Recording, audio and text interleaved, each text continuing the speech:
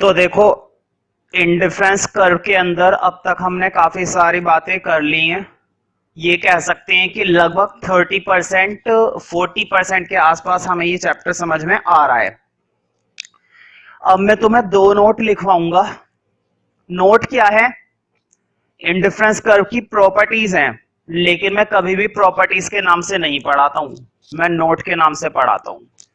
एक बात ध्यान रखना, इन दो नोटों के लिए जो मैं बोलने वाला हूं, इस चैप्टर में कुछ करना या मत करना, लेकिन ये दो नोट जरूर कर लेना, बहुत इंपॉर्टेंट नोट है।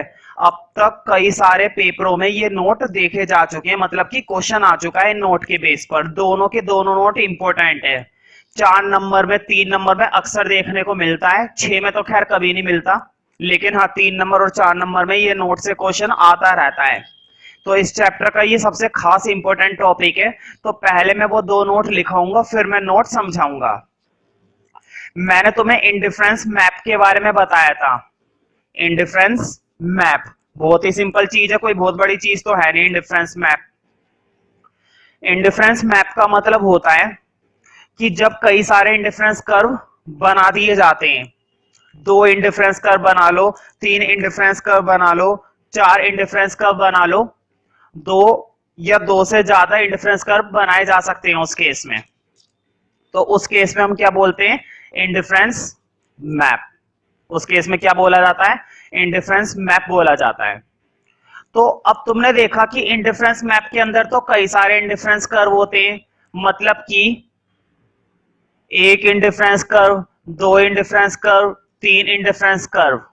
तुमने एक चीज नहीं पूछी मुझसे कि एक के बाद दूसरा और दूसरे के बाद तीसरा अगर इंडिफरेंस कर्व बदल रहा है, मुझे बताओ ये पहले वाला इंडिफरेंस कर्व था ना, ये दूसरा वाला इंडिफरेंस कर्व था, ये तीसरा वाला इंडिफरेंस कर्व था, मतलब कि इंडिफरेंस कर्व बदल रहा है।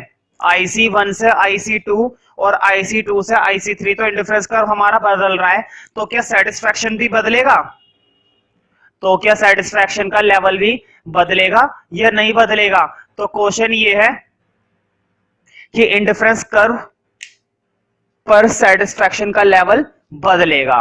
अब मेरी एक खास बात सुनो, मैंने बोला था ना मैं तुम्हें दो नोट लिखवाऊंगा, और दोनों नोट क्या है? इंडिफरेंस कर्व की प्रॉपर्टीज है। पहला नोट सुनना पहले।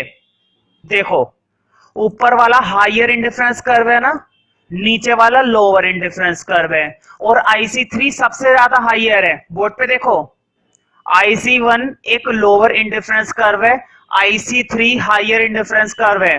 चीजों को और ज्यादा समझने के लिए मैं थोड़ी देर के लिए बीच वाला इंडिफरेंस कर्व हटा देता हूं, है ना। IC1 लोअर इंडिफरेंस कर्व है और IC3 हायर इंडिफरेंस कर्व है। अब मैं तुम्हें खास बात बताता हूं, इंडिफरेंस कर्व की विशेषता है, वो इंडिफरेंस कर्व की प्रॉपर्टी है। हायर इंडिफरेंस कर्व हमेशा, ध्यान से सुनो, हायर इंडिफरेंस कर्व हमेशा हायर सेटिस्फेक्शन देता है। हायर इंडिफरेंस कर्व हमेशा तुम्हें कितना सेटिस्फेक्शन देगा? Higher satisfaction. और लोअर इंडिफरेंस कर्व कैसा देगा? Lower satisfaction. अब तुम कहोगे कैसे? क्वेश्चन यही है, कैसे? बस पेपर में यही आता है कि higher indifference curve higher satisfaction देता है। ये बात हम भी जानते हैं, मतलब कि बच्चे भी जानते हैं, और ये बात टीचर भी जानता है, ठीक है, जो चेक करेगा तुम्हारी बोर्ड में कॉपी। लेकिन वो तुमसे ये पूछेगा कि कैसे। अब ये भी तो बताओ कैसे। भाई प्रॉपर्टी होती है, ये तो मुझे भी मालूम है कि इंडिफरेंस कर्व की प्रॉपर्टी होती है, higher indifference curve higher satisfaction को दिखाएगा, lower indifference curve lower satisfaction को दिखाएगा। लेकिन कैसे? इस बात को प्रूफ करो। तो प्रूफ करने के लिए पेपर में एक्सप्लेन करने को 3 नंबर या 4 नंबर में आएगा, डायग्राम के साथ लिखकर एक्सप्लेन करना, और बहुत ही आसान एक्सप्लेनेशन है। पहला नोट तो तुम्हें यही लिखना है, एक्सप्लेन नहीं करवाऊंगा, टेंशन मत लो। पहले मैं दोनों नोट लिखवाऊंगा, फिर उन दोनों नोट को एक एक करके एक्सप्लेन करवाऊंगा, ठीक है। पहले नोट 1 लिखो कि वो क्या है। नोट 1 क्या है मैंने बता दिया है, बहुत ही सिंपल वन है। लिखो नोट नंबर 1 के अंदर, लिखो higher indifference curve shows higher indifference curve shows higher level of satisfaction. Higher indifference curve shows higher level of satisfaction. ठीक है, बात क्लियर हो रही है ना? देखो, जितना ज्यादा ऊंचा इंडिफरेंस कर्व उतना ज्यादा ऊंचा सेटिस्फैक्शन, जितना नीचा इंडिफरेंस कर्व उतना कम सेटिस्फैक्शन। मतलब कि जितना हायर जाओगे सेटिस्फैक्शन भी उतना हायर ही मिलेगा, और जितने लोअर इंडिफरेंस कर्व पे जाओगे उतना लोअर सेटिस्फैक्शन मिलेगा। देखो, नीचे वाला इंडिफरेंस कर्व कम सेटिस्फैक्शन को दिखा रहा है, ऊपर वाला इंडिफरेंस कर्व ज्यादा सेटिस्फैक्शन को दिखा रहा है। लेकिन कैसे प्रूफ करवाऊंगा, टेंशन मत लो। फिलहाल नोट नंबर 2 लिखो। अब तुम्हें नोट नंबर 2 लिखना है, और नोट नंबर 2 क्या है, मैंने पहले ही बोला था, मैं दोनों नोट के अंदर दो प्रॉपर्टी लिखवा रहा हूं। पहली प्रॉपर्टी तो मैंने लिखवा दी, लेकिन मैंने इस प्रॉपर्टी को एक्सप्लेन नहीं कराया है अभी तक, है ना? नहीं कराया, मुझे मालूम है, करवाऊंगा। लेकिन पहले दूसरी प्रॉपर्टी और लिखो। एक खास बात और होती है इंडिफरेंस कर्व की, एक विशेषता और होती है कि कभी भी दो इंडिफरेंस कर्व एक दूसरे को काटते नहीं है। कभी भी कोई सा भी इंडिफरेंस कर्व एक दूसरे को इंटरसेक्ट नहीं कर सकता। क्वेश्चन ये है, चलो ठीक है, आपने प्रॉपर्टी बोली कि इंटरसेक्ट नहीं करता, हमने याद कर ली कि नहीं कर सकता, इंटरसेक्ट नहीं कर सकता। लेकिन अब समझाइए भी तो सही, क्यों नहीं कर सकता? प्रैक्टिकली बताइए, आखिर ये क्यों पॉसिबल नहीं है? ऐसा नहीं कि कर नहीं सकता, करने को तो कर जाएगा, लेकिन पॉसिबल ही नहीं है, ना तो मैथमेटिकली, ना ही इकोनॉमिकली, और ना ही प्रैक्टिकली। किसी भी सिचुएशन में पॉसिबल नहीं है। हाँ, अगर तुम मूर्खता कर दो, गलती कर दो, तो तुम अपनी मर्जी से काट दो इसको, फिर टीचर भी अपनी मर्जी से काटेगा। ठीक है, तो दूसरा नोट लिखो, मतलब कि नोट के अंदर सेकंड पॉइंट लिखो, इंडिफरेंस कर्व नेवर टच, मतलब एक दूसरे को छूते नहीं है। छूना समझते हो ना? इंडिफरेंस कर्व नेवर टच, कहते नहीं don't touch. Indifference curve never touch और intersect each other. Indifference curve never intersect, sorry, indifference curve never touch और इंटरसेक्ट ईच अदर। ना तो कभी ना कभी किसी को छूते हैं, और ना ही कभी किसी को कट करते हैं। ठीक है, दोनों नोट पर टिक कर लेना, इंपॉर्टेंट। अब हम करेंगे एक एक करके दोनों नोट को एक्सप्लेन। हाँ भाई, पहला नोट क्या था कि higher indifference curve higher satisfaction. ठीक है, चलो एक्सप्लेन करते हैं। देखो कैसे करना है, बोर्ड पे देखो, एक डॉट बना के लिखना, ये लिखना एक्सप्लेन, है ना? लिखो एक्सप्लेन नोट 1। तुम्हें दोबारा से कॉपी करने की जरूरत नहीं है, वो property higher indifference curve higher satisfaction है, वो लिखने की जरूरत नहीं है। सिर्फ इतना लिख दो एक्सप्लेन, और किसको एक्सप्लेन किया जा रहा है? नोट 1 को। समझ में आ रहा है ना भाई? नोट 1 के अंदर जो बात लिखी हुई है ना, उसको एक्सप्लेन करने वाला हूं, तो उस बात को दोबारा से मत लिखो, बस इतना सा लिख दो, एक्सप्लेन नोट 1। अब मैं नोट 1 एक्सप्लेन करूंगा। ठीक है, तो देखो, एक्सप्लेन करने से पहले मैं एक डायग्राम बनवा रहा हूं, थोड़ा सा रुक कर डायग्राम बनाना, है ना? जब आधा बन जाए तो बनाना शुरू कर देना। पहले बोर्ड पर देखना, बहुत ही सिंपल डायग्राम है। डायग्राम अच्छे से बने, मैंने इसलिए इसको रब कर दिया। अब मैं थोड़ा सा बड़ा और खुलकर डायग्राम बना सकता हूं।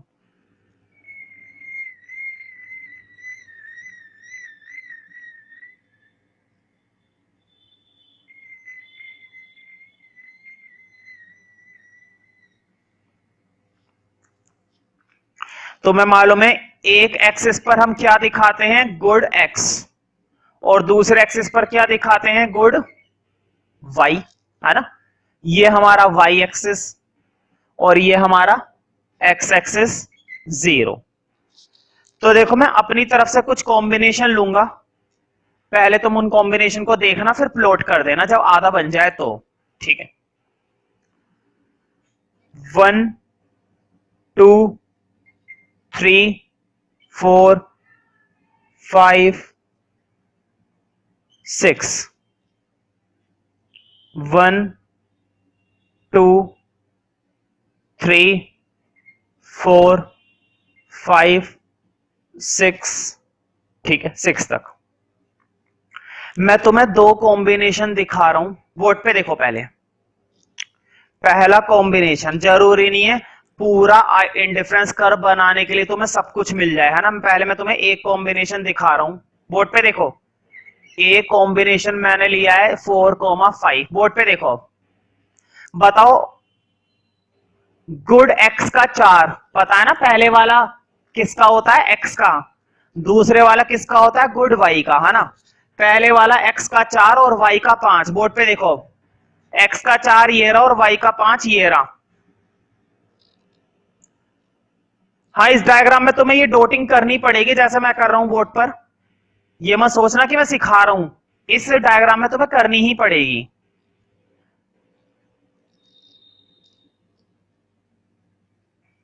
समझ रहे हो ना। एक काम करते हैं, थोड़ा सा और गोलाई बना लेते हैं। अब सही है, इसको कह देना IC1। पहले कॉम्बिनेशन से मैंने एक इंडिफरेंस कर्व बना दिया, और क्या मार्क कर रखा है मैंने इस पर, ब्रैकेट में लिखना जरूर 4,5। समझ रहे हो ना। मैंने तुम्हें सिर्फ एक ही कॉम्बिनेशन से पूरा इंडिफरेंस कर्व बनाकर दिखा दिया, किसी तरह की कोई दिक्कत तो नहीं है, मुझे नहीं लगता कि कोई दिक्कत होनी चाहिए। अगर मैं तुम्हें दूसरा कॉम्बिनेशन देता तो तुम उससे भी बना देते, है ना। कोई सा भी एक कॉम्बिनेशन मिलना चाहिए, और बना दिया हमने। हमें करना ही क्या है, बोर्ड पे देखो। इंडिफरेंस कर्व तो बनाना ही गया है, बस एक पॉइंट बनाया और उसी पॉइंट के ऊपर वो इंडिफरेंस कर्व टिका दिया। उसी पॉइंट के ऊपर वो इंडिफरेंस कर्व हमने टिका के रख दिया, है ना। अब मैं तुम्हें एक पॉइंट और दे रहा हूं दूसरे इंडिफरेंस कर्व के लिए, बोर्ड पे देखो। दूसरा पॉइंट है इस बार बी, और ये है हमारा 6,5। दूसरा पॉइंट है हमारा बी, और इसको मैंने क्या मार्क कर रखा है, 6,5। अब मैं तुम्हें दिखाता हूं, बोर्ड पे देखो। एक्स का 6, वाई का 5, है ना। देखो इधर, एक्स का 6 और वाई का 5 इसी लाइन में जाएगा ना, बताओ। बिल्कुल ठीक इसी लाइन में जाएगा, है ना। फटर से प्लॉट करो, बढ़िया प्लॉटिंग होनी चाहिए। देखो मेरा थोड़ा सा टेढ़ापन आ गया, लेकिन तुम लोग तो अपने रजिस्टर पर पेंसिल वगैरह का इस्तेमाल करके बनाते हो, तो एक बढ़िया पॉइंट मिलना चाहिए, ठीक है। इस पॉइंट को नेम दे देना बी, और कॉम्बिनेशन जरूर लिखना ब्रैकेट में। तुम लोग लिख लेना बी के ब्रैकेट में कॉम्बिनेशन, मैं नहीं लिख रहा, स्पेस कम है, घिचपिच मच जाएगी। या चलो लिख ही देता हूं, वरना समझाने में दिक्कत होगी। देखो इधर, मैंने यहां से ही हटा दिया, ब्रैकेट में लिख दो 6,5, है ना। अब मुझे बताओ, इन दोनों में से हायर इंडिफरेंस कर्व कौन सा है। बच्चा भी देखकर बता देगा कि IC1 लोअर है और IC2 हायर है। समझ में आ रही है बात। अब मुझे बताओ, ये लोअर है, इसका सेटिस्फेक्शन कम होगा, ये हायर है, इसका सेटिस्फेक्शन ज्यादा होगा। ये बात तो हमें याद है, लेकिन प्रूफ कैसे करा, अब प्रूफ करेंगे। देखो अब जरा मुझे बताओ, मैंने तुम लोगों को मोनोटोनिक प्रेफरेंस बताई है। मैंने तुम लोगों को एक बात बता रखी है ना कि इंडिफरेंस कर्व का बहुत ही इंपॉर्टेंट अजम्पशन होता है मोनोटोनिक प्रेफरेंस। क्या अजम्पशन होता है इंडिफरेंस कर्व का, मोनोटोनिक प्रेफरेंस। और मोनोटोनिक प्रेफरेंस एक बात कहता है कि मोर is better, more is better. Monotonic preference हमें बताती है जितना ज्यादा उतना अच्छा। अच्छा का मतलब है जितना ज्यादा उतना ज्यादा सेटिस्फेक्शन। पहले एक मार्कर यूज करा, सेटिस्फेक्शन मिला। 10 मार्कर यूज करे, बहुत ज्यादा सेटिस्फेक्शन मिला। 25 मार्कर इस्तेमाल करे, और भी ज्यादा सेटिस्फेक्शन मिला। जितना ज्यादा यूज करते जाओगे करते जाओगे करते जाओगे, उतना ज्यादा क्या मिलता जाएगा, सेटिस्फेक्शन। ये है monotonic preference, more is better. More मतलब ज्यादा, और बेटर का मतलब अच्छा। और कोई सी भी चीज अच्छी कब होती है, जब सबसे ज्यादा सेटिस्फेक्शन उसी से मिलता है। तो मोर इज बेटर का मतलब है कि जितना ज्यादा उतना अच्छा। अब इसी अजम्पशन को इस्तेमाल करते हुए हम प्रूफ करेंगे कि higher indifference curve higher satisfaction के लेवल को दिखाता है, और lower indifference curve lower satisfaction को दिखाता है। देखो जरा बोर्ड पर, बोर्ड पे देखो, मुझे बताओ IC1 ए पॉइंट है और IC2 पर बी पॉइंट है। बोर्ड पे देखो, ए कॉम्बिनेशन किसका है? IC1 का, और बी कॉम्बिनेशन किसका है? IC2 का। ये बात समझ में आ रही है ना भाई? इसमें क्या समझना है, ये तो देखकर बताना है इसमें कौन से समझने वाली आते हैं। ए कॉम्बिनेशन IC1 का है और बी कॉम्बिनेशन IC2 का है। अब मुझे बताओ, देखो इधर ए कॉम्बिनेशन में पहले y को देखना बोर्ड पर, ये दिखाई दे रहा है ना?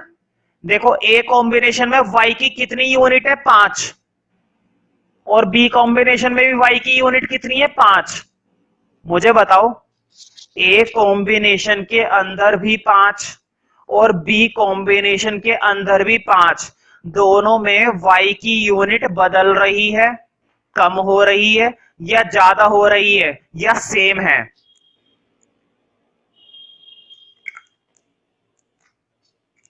बी कॉम्बिनेशन में और ए कॉम्बिनेशन में दोनों में y की यूनिट कैसी चल रही है? सेम चल रही है। जब यूनिट ही सेम चल रही है तो उसकी तो बात कर दो खत्म, ना तो सेटिस्फैक्शन बढ़ेगा ना ही कम होएगा। अब जरा x पर गौर करो, बोर्ड पे देखो इधर। ए कॉम्बिनेशन में तुम x कितना इस्तेमाल कर रहे थे? 4। समझ रहे हो ना? ए कॉम्बिनेशन में x की कितनी यूनिट इस्तेमाल कर रहे थे? 4 इस्तेमाल कर रहे थे। और b के अंदर तुम x की कितनी यूनिट इस्तेमाल कर रहे हो? 6। इसका मतलब ये हुआ कि ए कॉम्बिनेशन में तुम कम इस्तेमाल कर रहे। ध्यान से सुनना, अब सबसे इंपॉर्टेंट बात आने वाली है। ए कॉम्बिनेशन में तुम x का कम इस्तेमाल कर रहे थे तो कम मजा आएगा, और कम मजा आएगा मतलब कम सेटिस्फैक्शन मिलेगा।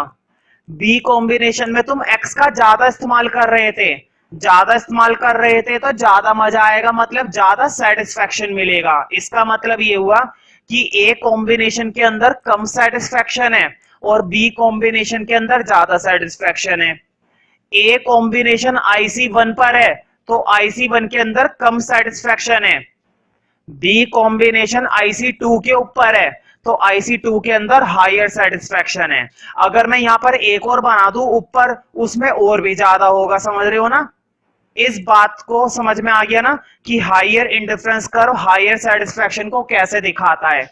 और जरूरी नहीं है तुम भी यही दो कॉम्बिनेशन लो, कोई से भी दो कॉम्बिनेशन ले लो और प्रूफ कर दो। मैंने तो y का सेम रखा है, देखो y का यहां पर भी 5 है और y का वहां पर भी 5 है। तुम y को भी बढ़ा सकते हो, तुम y को भी बढ़ा सकते हो, कोई दिक्कत नहीं है। अब इतनी सारी, पहले तो ये डायग्राम नोट कर लेना प्रॉपर। अब जो बातें मैंने समझाई है ना, उन बातों को मैं अभी फिर से समझाऊंगा जब लिखवाऊंगा। अगर हल्की फुल्की बातें समझ में नहीं आई है तो लिखते समय समझ में आ जाएंगी। बस जरा 1 मिनट के लिए और देख लो बोर्ड पर, ज्यादा समय नहीं लूंगा तुम लोगों का, 1 मिनट लूंगा बस ज्यादा से ज्यादा। देखो बोर्ड पे, मुझे बताओ y का यहां पर कितना कंजप्शन था? 5।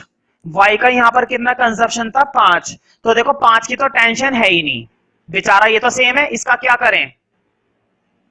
पहले भी 5 इस्तेमाल कर रहा था, फिर 5 इस्तेमाल कर रहा है। जितना सेटिस्फैक्शन पहले मिल रहा था उतना सेटिस्फैक्शन अभी मिल रहा है, ना तो हायर ना लोअर। तो y को तो कर दो खत्म। अब जरा x पर गौर करो।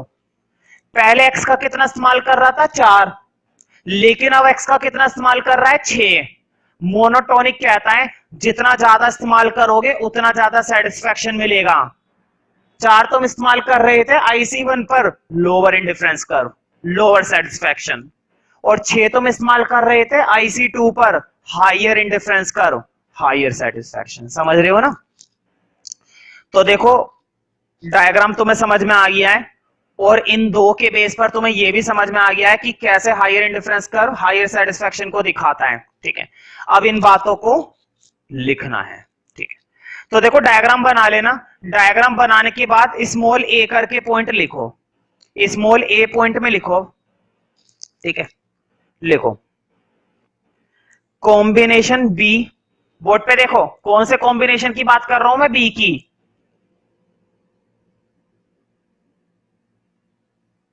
कॉम्बिनेशन बी ऑफर्स, मुझे बताओ कॉम्बिनेशन बी क्या ऑफर कर रहा है? बोर्ड पे देखो 5 यूनिट गुड वाई की दे रहा है, 6 यूनिट गुड एक्स की दे रहा है ना? 5 यूनिट गुड वाई की दे रहा है और 6 यूनिट किसकी दे रहा है? गुड एक्स की। लिखो combination B offers,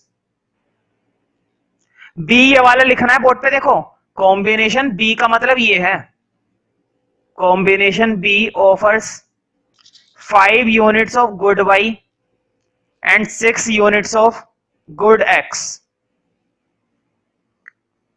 5 units of good Y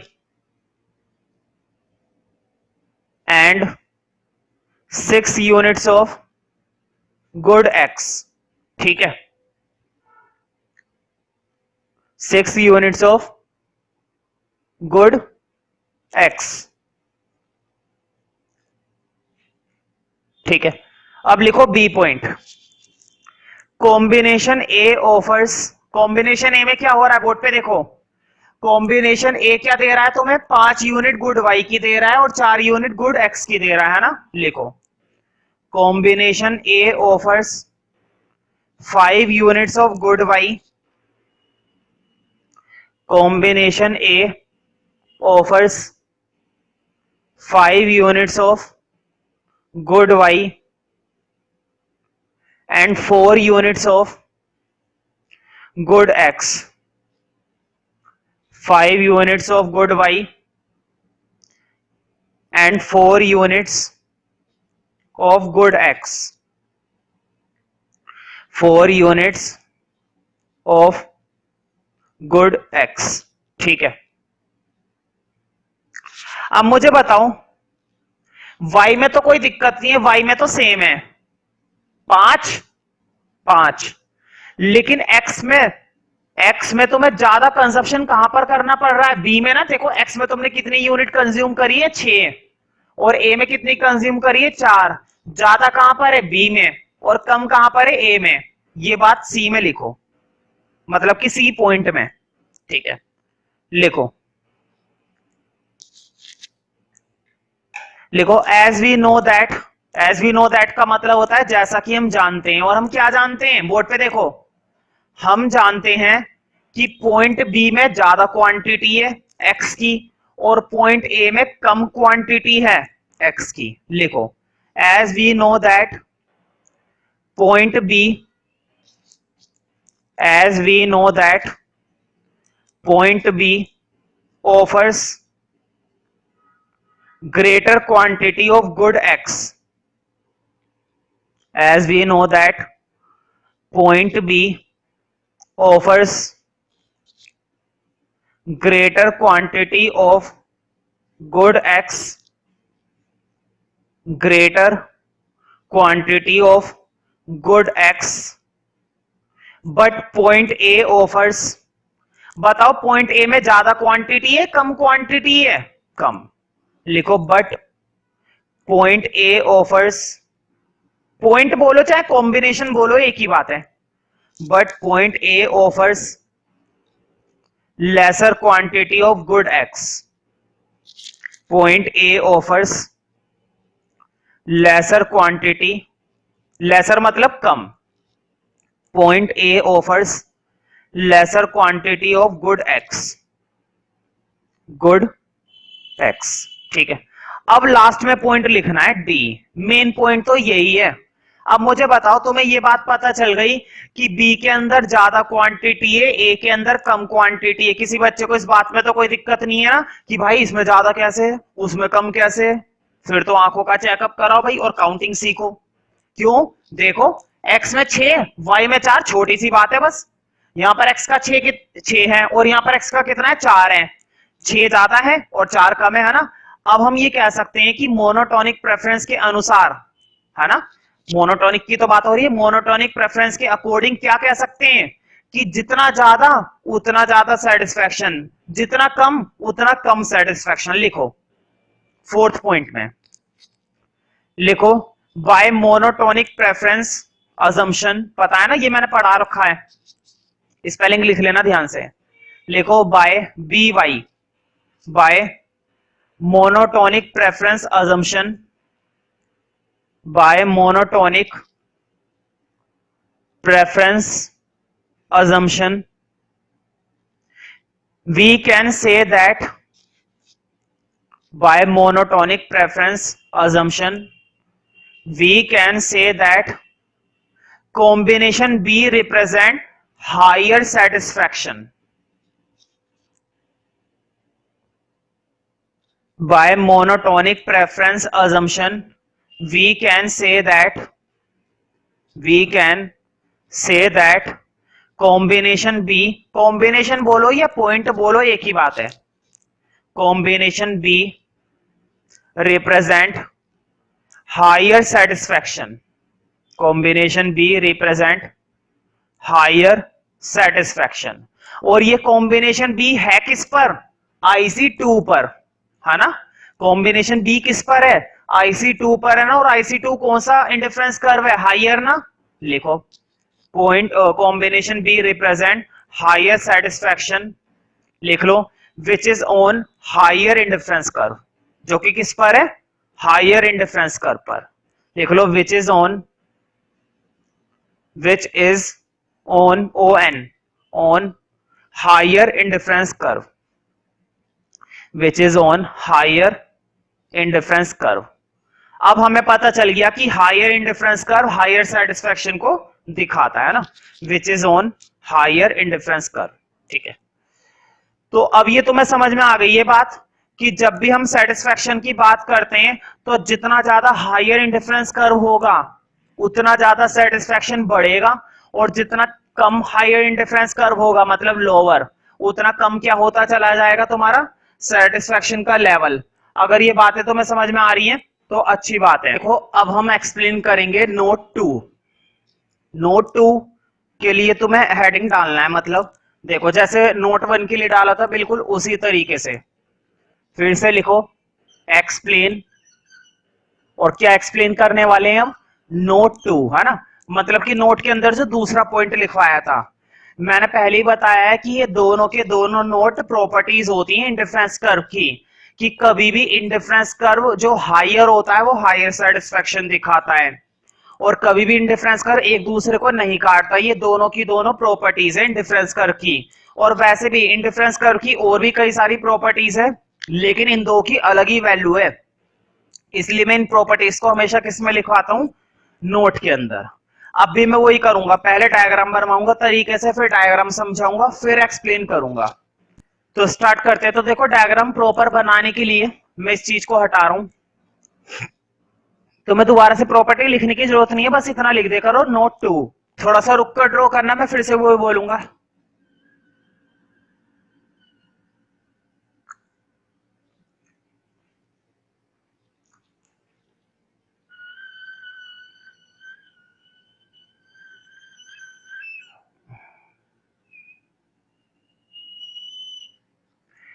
Y axis पर तुम्हें मालूम है कौन सी गुड दिखाते हैं? Good Y. और एक्स एक्सिस पर दिखाते हैं गुड एक्स. मतलब एक एक्सिस पर पहली गुड और दूसरे एक्सिस पर दूसरी गुड. तुम्हें मालूम ही है दो गुड के कॉम्बिनेशन के लिए काम किया जाता है हमेशा से, डिफरेंस कर्व के अंदर दो गुड के लिए ही काम किया जाता है. तो हमेशा दो गुड के कॉम्बिनेशन के लिए तुम्हें गुड्स दिखाने पड़ेंगे एक्स और वाई एक्सिस के ऊपर. तो देखो इसमें तुम्हें नंबर वगैरह डालने की जरूरत नहीं, सीधा ड्रॉ करना है डायग्राम. अच्छा मुझे बताओ मैं क्या प्रूफ करने वाला हूं? मैं यही प्रूफ करने वाला हूं ना कि इंडिफरेंस कर्व कभी भी एक दूसरे को नहीं काटते.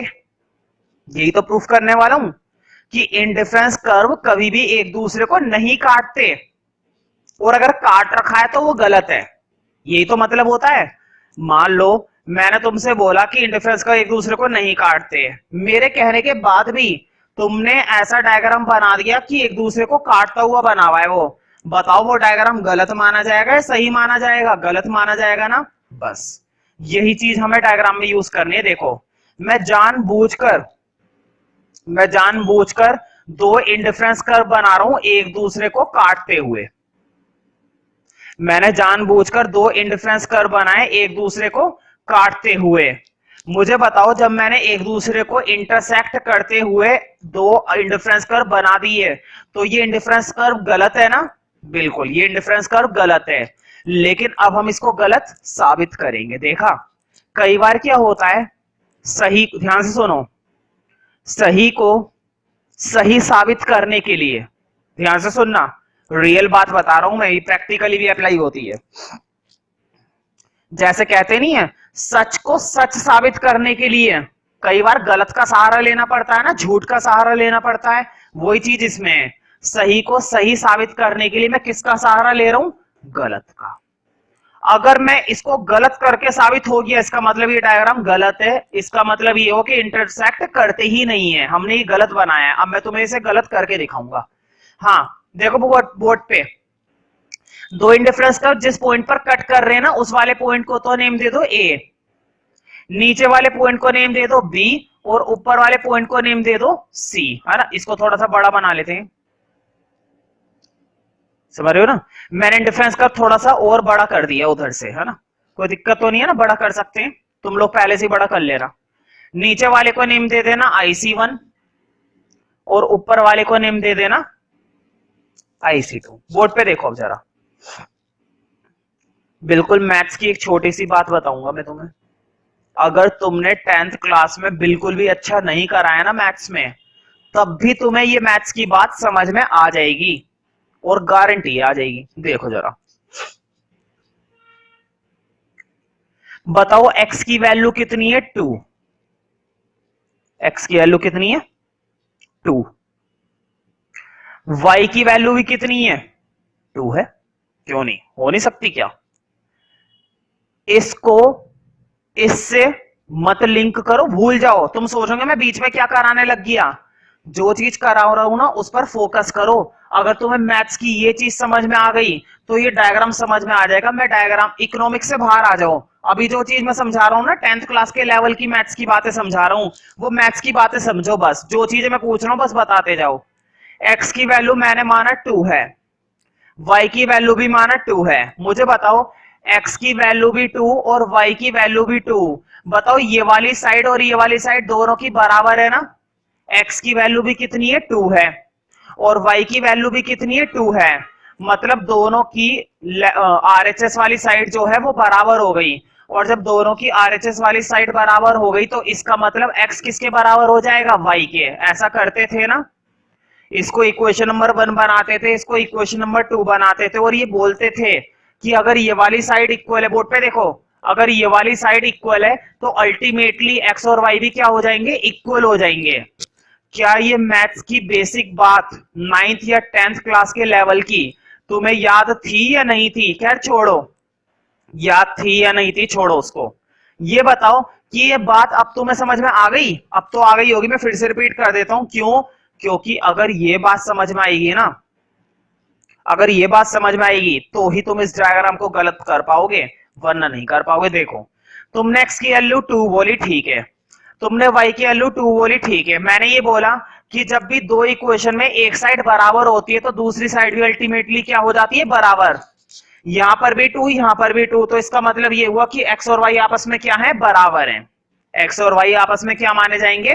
बराबर माने जाएंगे, अगर उनकी एक साइड क्या होती है? बराबर। अगर उनकी एक साइड क्या होती है? बराबर। अब जरा डायग्राम पर गौर करो, और अब मैं जो जो चीजें पूछूंगा, हालांकि मैं सुन नहीं पाऊंगा, लेकिन इस बात की शर्त लगा सकता हूं कि उसका जवाब तुम दोगे, और वो भी सही दोगे। उसका जवाब तुम लोग मुझे दोगे, और वो भी कैसे दोगे? सही दोगे। उसका जवाब मुझे जरूर मिलेगा। अब देखो जरा,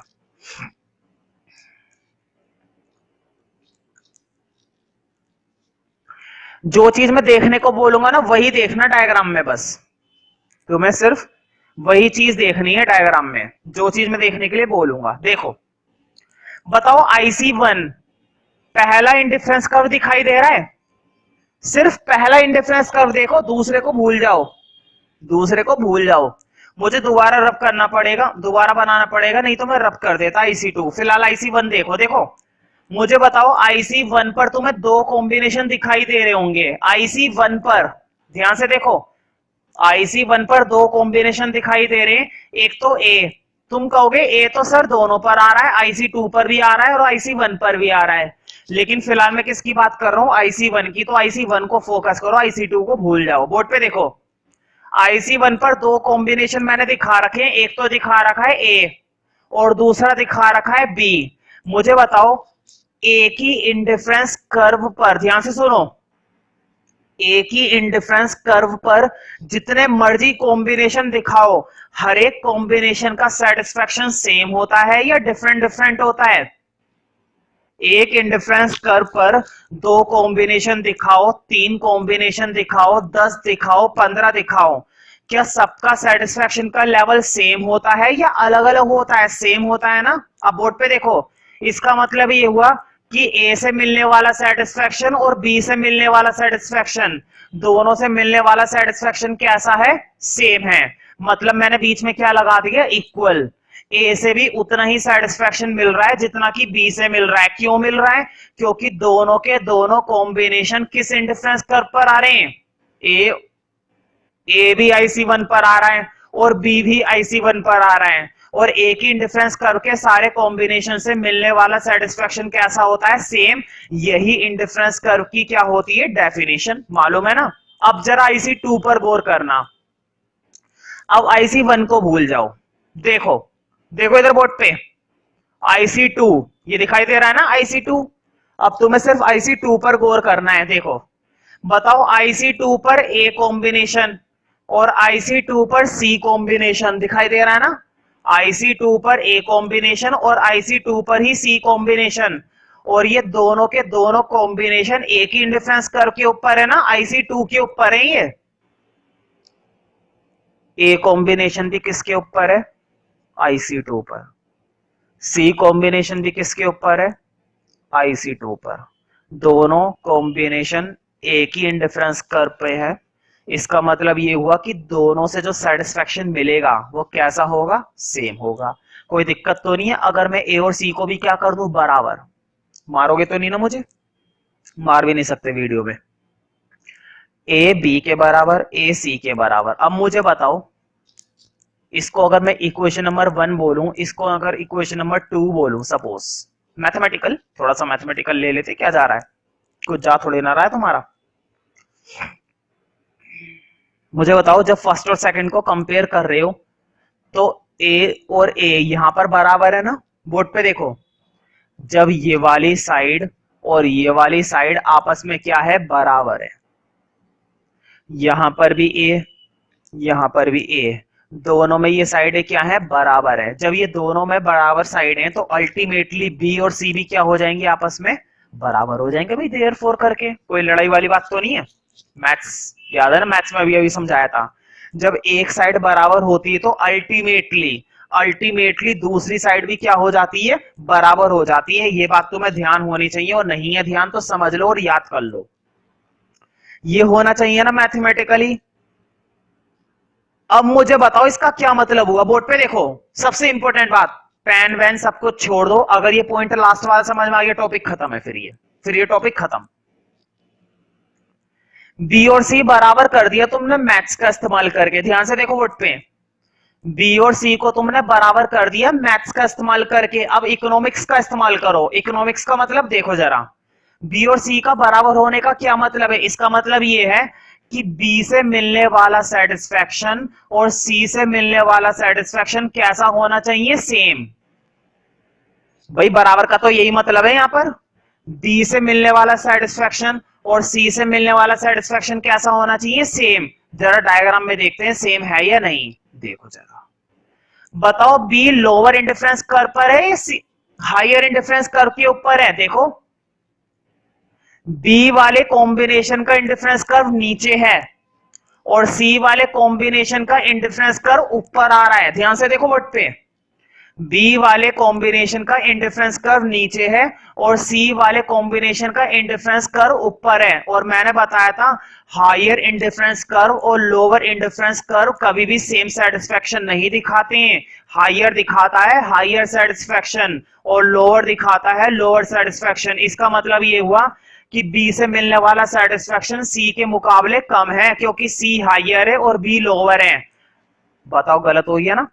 देखो, एक तरफ तो तुम कह रहे हो कि दोनों से सेटिस्फेक्शन बराबर मिल रहा है, और दूसरी तरफ तुम कह रहे हो कि सी हायर है तो यहां पर हायर सेटिस्फेक्शन है। इसका मतलब ये बात गलत थी कि हमने ये जो डायग्राम बनाया था, ये डायग्राम क्या था? गलत था। समझ रहे हो ना।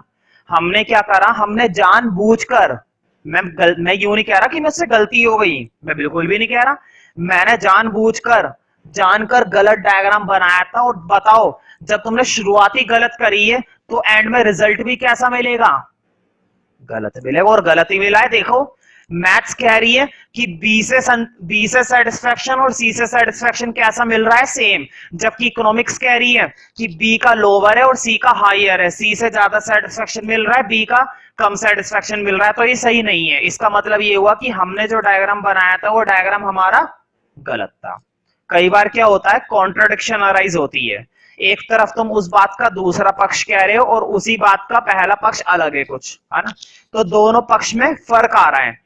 एक तरफ तुम कहते हो बराबर है, दूसरी तरफ तुम कह रहे हो बराबर नहीं है। इसका मतलब कहीं ना कहीं गलती थी, और गलत बात यही थी कि तुमने ये डायग्राम क्या बनाया था? गलत बनाया था। ठीक है, तो कई बार क्या होता है, गलत को गलत साबित करने के लिए सही का सहारा, और सही को सही साबित करने के लिए गलत का सहारा लिया जाता है ना। अब पहले ये डायग्राम बना लो, ठीक है, और डायग्राम के साइड में मैंने ये जो तीन चीजें लिखी है ना, देखो बोर्ड पे, A equal to B equation number 1, A equal to C equation number 2, और देयरफॉर करके बी इक्वल टू सी। ये छोटे छोटे 3 पॉइंट तुम्हें साइड में लिखने हैं। अब एक्सप्लेन करेंगे। अब क्या करेंगे भाई? एक्सप्लेन करेंगे। और क्या करेंगे?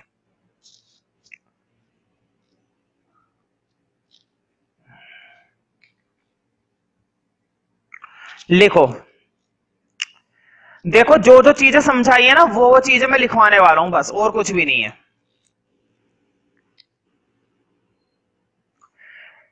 लिखो point A and B. Board पे देखो, मैं जरा सी भी बात अपनी तरफ से नहीं लिखवाऊंगा। पहले डायग्राम प्लॉट कर लेना, ये तीनों चीजें लिख लेना। अब डायग्राम के नीचे ए बी सी करके लिखना है, पॉइंट बनाकर। देखो बोर्ड पे, ए पॉइंट पे तुम्हें क्या लिखना है? मुझे बताओ ए और बी किस पर है? IC1 पर है ना।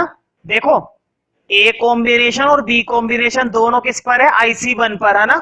लिखो इसी बात को, लिखो point A and B, point A and B on IC1। Short में लिख लेना IC1, कोई दिक्कत नहीं है। Point A and B on IC1, which means that, इसका क्या मतलब है?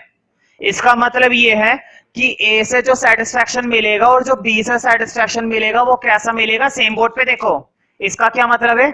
ए से मिलने वाला सेटिस्फेक्शन और बी से मिलने वाला सेटिस्फेक्शन कैसा है? सेम है ना। लिखो point A and B on IC1,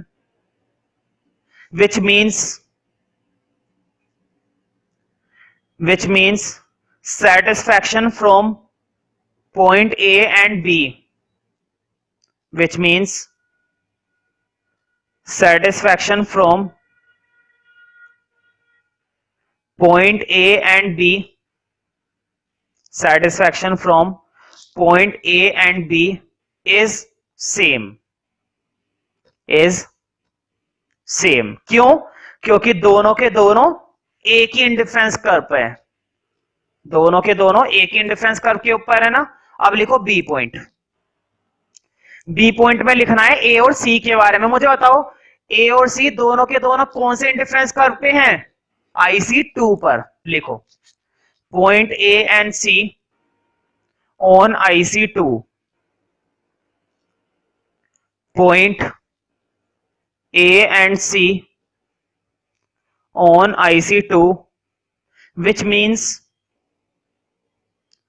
point A and C on IC2, which means satisfaction from A and C, which means satisfaction from A and C, satisfaction from A and C is same, is same। अब मुझे बताओ, तुम कह रहे हो ए और B का satisfaction same है क्योंकि ये IC1 के ऊपर है। तुम कह रहे हो ए और सी का सेटिस्फेक्शन सेम है क्योंकि ये IC2 के ऊपर है। दोनों को कंपेयर करने पर तुम्हें क्या मिलता है? तुम्हें मिलता है कि बी और सी का भी सेटिस्फेक्शन कैसा होना चाहिए? सेम। होना चाहिए ना, डाउट तो नहीं है ना। ए फर्स्ट इक्वेशन और सेकंड इक्वेशन को कंपेयर करके तुरंत तुम्हें पता चलता है कि बी और सी का भी सेटिस्फेक्शन कैसा होना चाहिए, सेम। लेकिन क्या डायग्राम में सेम है? नहीं। क्यों? क्योंकि सी हायर पॉइंट है और बी लोअर पॉइंट है। Higher point higher indifference curve दिखाता है और higher indifference curve higher satisfaction दिखाता है, जबकि पॉइंट बी लोअर है और lower point lower indifference curve पे होता है और lower indifference curve lower satisfaction दिखाता है। तो ये सेम कहां से हो गया? एक तरफ तुम कह रहे हो सेम और दूसरी तरफ कह रहे हो सेम नहीं है। इसका मतलब कहीं ना कहीं गलती, और गलती क्या है? गलती यही है कि इंडिफरेंस कर्व एक दूसरे को काटते ही नहीं है। जब तुमने डायग्राम ही गलत बनाया है तो कंक्लूजन भी कैसे निकलेंगे? गलत ही निकलेंगे। अब लिखो सी पॉइंट। अब कंपेयर करना है, देखो इन दोनों को कंपेयर करके तुमने कहा बी और सी बराबर है ना। लिखो लिखो on comparing these two situations, on comparing, है ना, कंपेयर करने के बाद, on comparing these, THESE, on comparing these two situations, these two situations, we can say that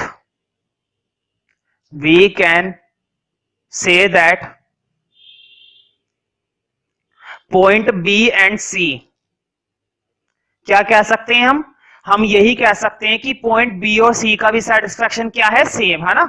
compare करने के बाद कह सकते हैं। लिखो on comparing these two situations we can say that point B and C, we can say that point B and C have same satisfaction, point B and C have same satisfaction, ठीक है, same satisfaction. लेकिन क्या ये बात सही साबित हो रही है डायग्राम में? बी और सी का बराबर है, क्या ये बात सही लग रही है डायग्राम के अंदर? डायग्राम के अंदर गलत लग रही है ना, मतलब कि डायग्राम में गड़बड़ है। मैथ्स तो गलत हो नहीं सकती, मैथमेटिकल लॉजिक बिल्कुल सही है, बचपन से तुम यही करते आ रहे हो, मैथ्स तो गलत नहीं है, गलती तुम्हारे इस डायग्राम में है, ठीक है। तो लिखो इसी के अंदर सेटिस्फेक्शन के बाद फुल स्टॉप लगा दो और अब लिखो it is a wrong conclusion, it is a, मतलब कि ये गलत निष्कर्ष है ना, और ये गलत निष्कर्ष इसलिए निकला है क्योंकि तुमने डायग्राम भी क्या बना रखा है? गलत। इसका मतलब ये हुआ कि इंडिफरेंस कर्व एक दूसरे को इंटरसेक्ट करते ही नहीं है, ठीक है।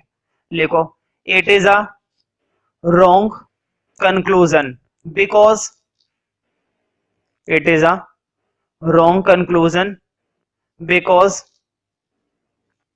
It is a wrong conclusion because, क्यों? क्योंकि देखो C हायर कॉम्बिनेशन है जो IC2 पर है और B लोअर कॉम्बिनेशन है जो IC1 पर है ना। लिखो बिकॉज